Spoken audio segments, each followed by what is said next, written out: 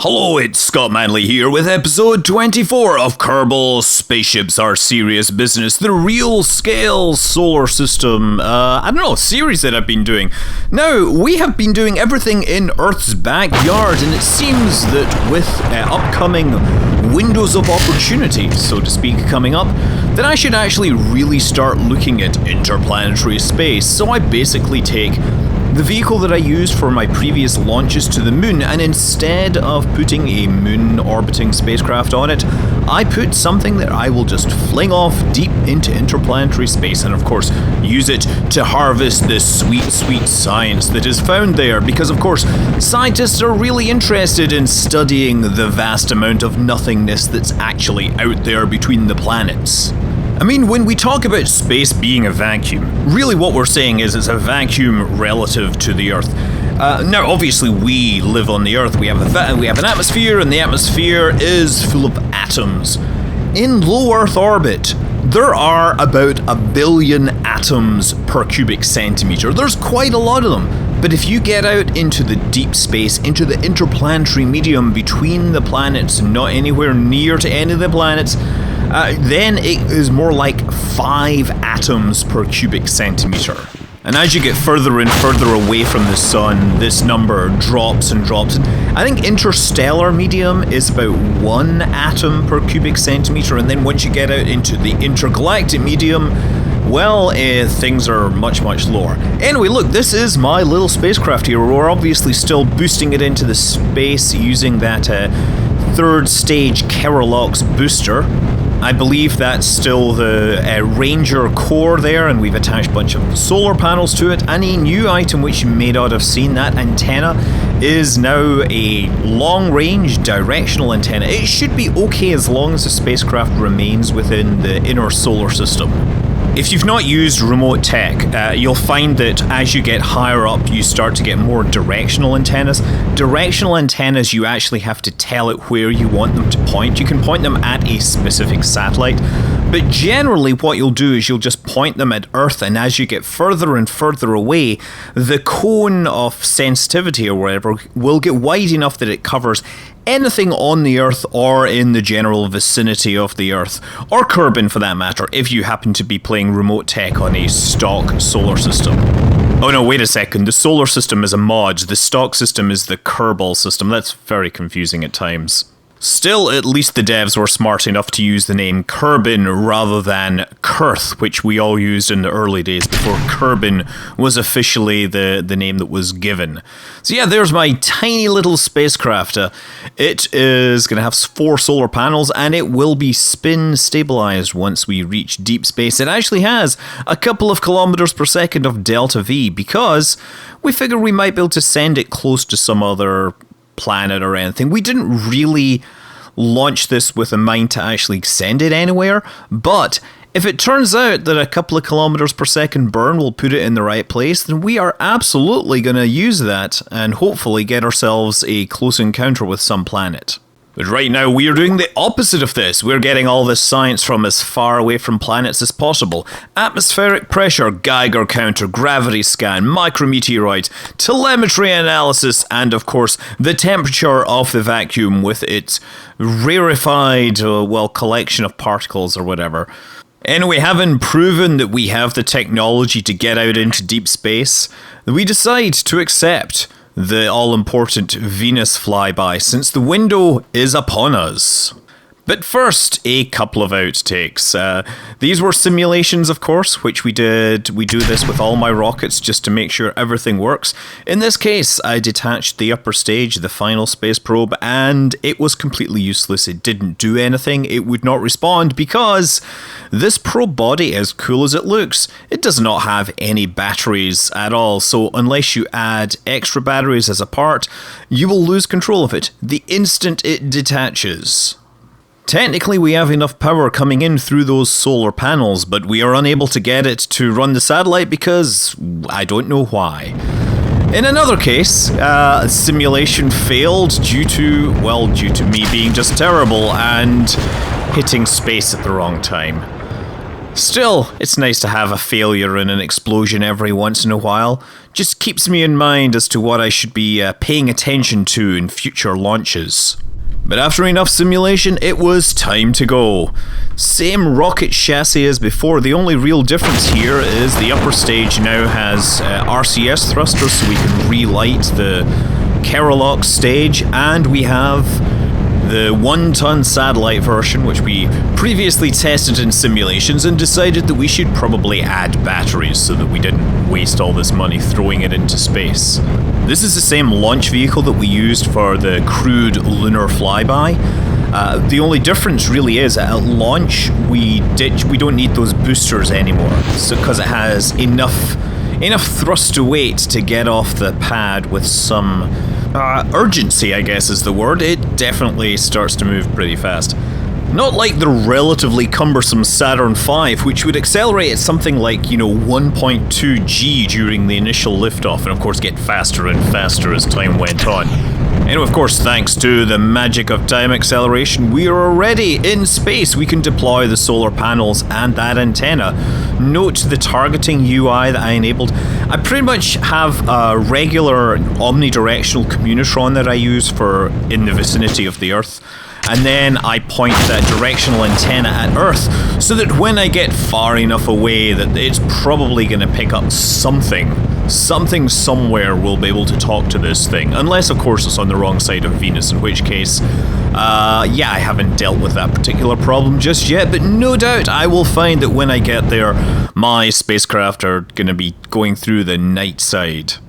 Now, I feel at this point I should probably talk about the launch profile that I used, or rather my launch window or whatever. Basically, when you're trying to get to the other planets, you want your initial orbit around the Earth, right, to be aligned with the plane of the other planets in the solar system, so that when you perform your escape burn, you end up going backwards along the Earth's orbit, more or less in line with all the others. If you don't do that, you will find that you're wasting a bunch of your escape velocity, basically going out of the plane. And then there's also the timing issue of making sure you fire your engines or you begin your escape burn at the right time, so that the hyperbolic infinity or whatever, the point, the asymptotic orbit, that's the term.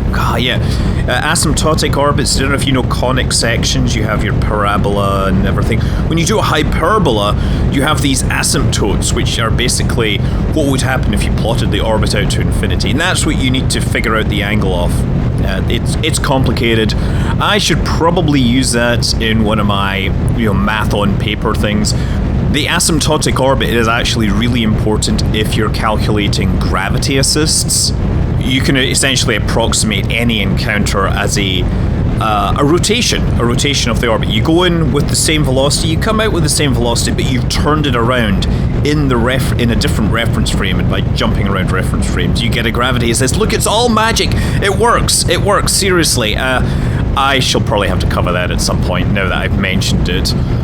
Also note here how carefully I'm managing my vertical speed here. I kind of went in a little shallow by accident, so I have to obviously raise the nose up, perform a burn with positive azimuth angle. That's one way of saying it. If you saw the last Cygnus launch, you might have heard there was a minor issue with that. What happened was the main booster cut out 5 seconds early. And because the main booster cut out 5 seconds early, the second stage had to lift its nose up to provide extra support against gravity to make sure that the Cygnus spacecraft was able to get into orbit. So if you looked at the display, as soon as it staged, it actually turns its nose up a whole lot, like to something like 56 degrees at one point.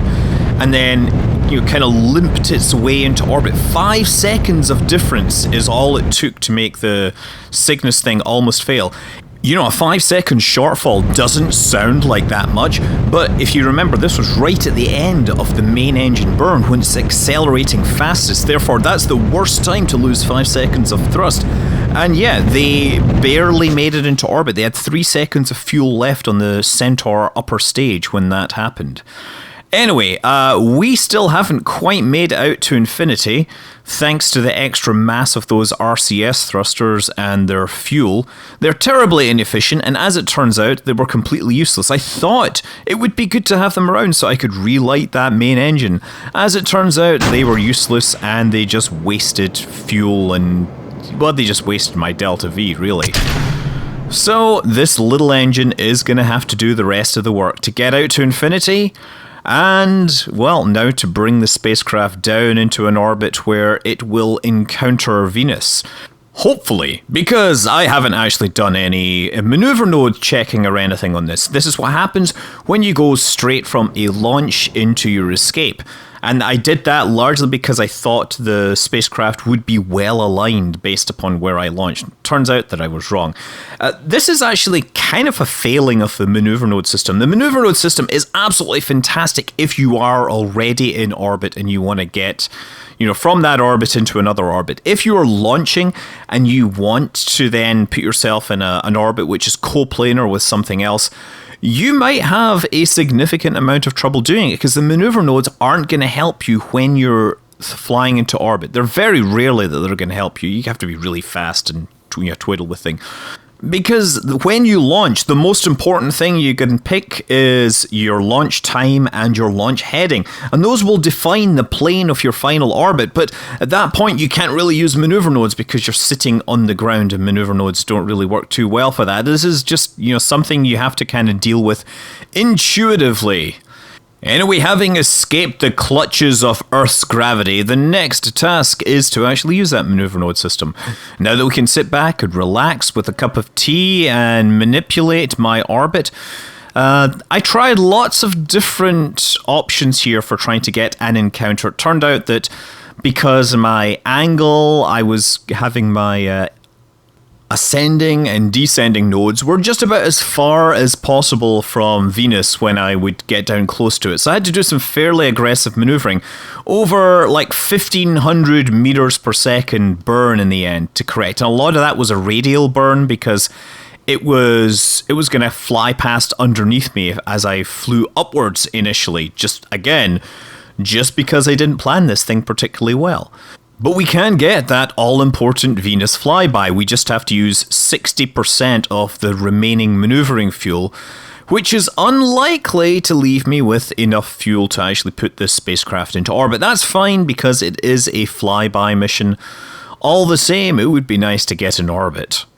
Anyway, our spacecraft headed off into the depths of space, where its only neighbours will be the occasional hydrogen atom bouncing off it at hundreds of kilometres per second, fleeing the sun due to their thermal energy and, accelerated by the convoluted magnetic fields of the solar surface. Actually, that is lies to children. There's a whole lot of complicated reasons why hydrogen may in fact be escaping the sun. Just like for spacecraft, generally spacecraft escape the Earth because they're going on some bold mission of exploration.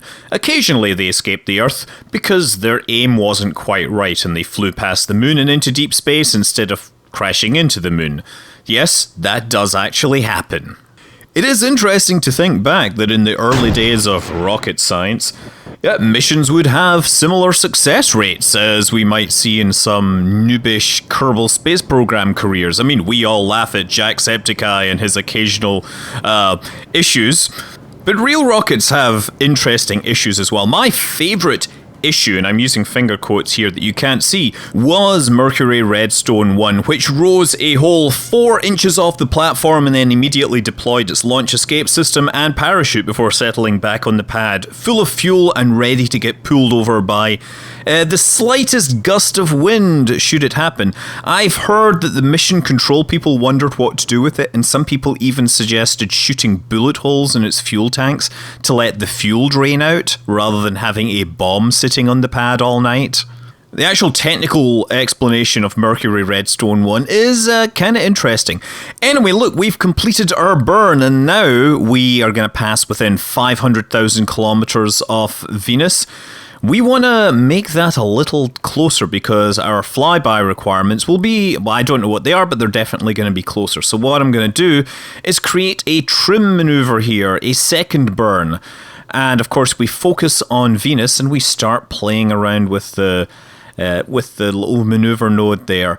I could use MechJeb for this. MechJeb actually has a little UI that lets you adjust the numbers and everything, but I kind of like the dragging and, you know, looking, because people can actually get an idea of how I would do it without MechJeb. Without MechJeb.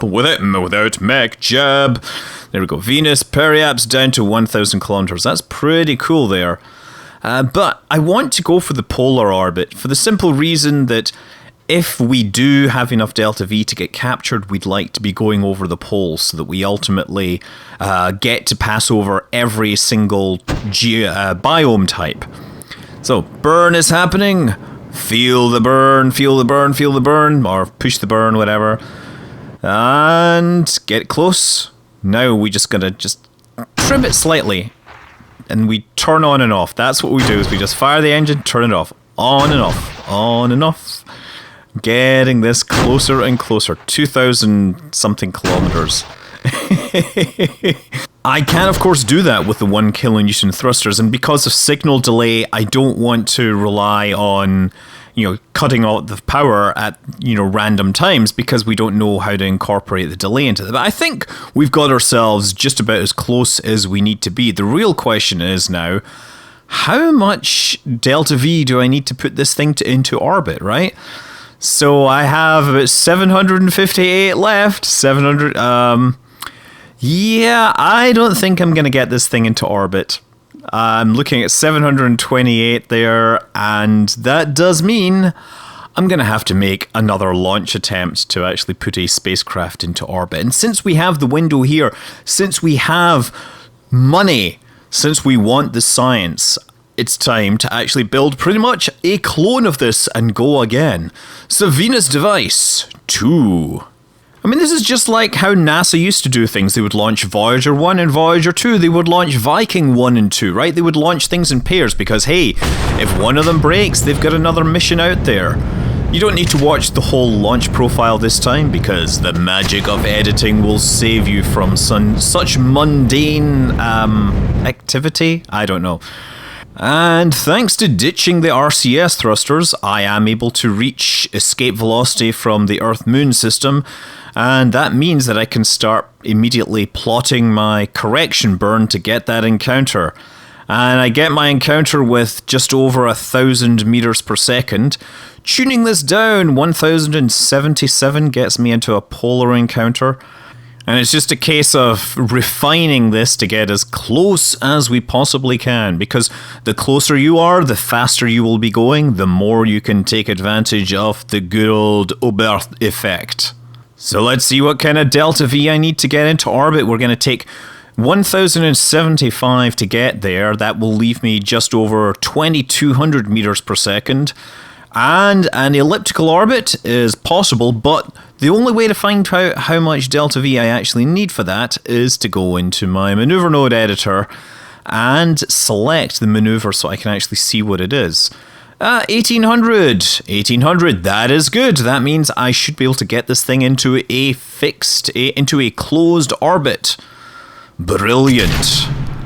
So we've gone from a spacecraft that completely missed any planets to a spacecraft which is going to fly by Venus to a third spacecraft which is actually going to get into orbit around Venus and hopefully continue to collect science over multiple passes, multiple biomes, get all the infos that I can and all the science that is possible. The boys in R&D have been coming up with some really interesting devices. I have been testing new engines that are powered by a fuel called hydrogen. Hydrogen fuel is of course big and giant and huge, but it is extremely efficient. The specific impulses are over 400 on these new engines. However, it's also super cryogenic and will boil off really quickly, but new technology will also help me with that. Anyway, look, we've got this here. Try to finish getting it into the right orbit. Just flick the engines on and off, hoping to get as close as possible. 8,000, 7,000, 6,000, 5,000. Cut! Yes, let's cut until we're in the right place. How close are we? No. Come on. Ooh, I think that's close enough. 157, which is pretty good because Venus's atmosphere is 150. I'll take that. And we may see these in a future episode. Until then, I'm Scott Manley. Fly safe.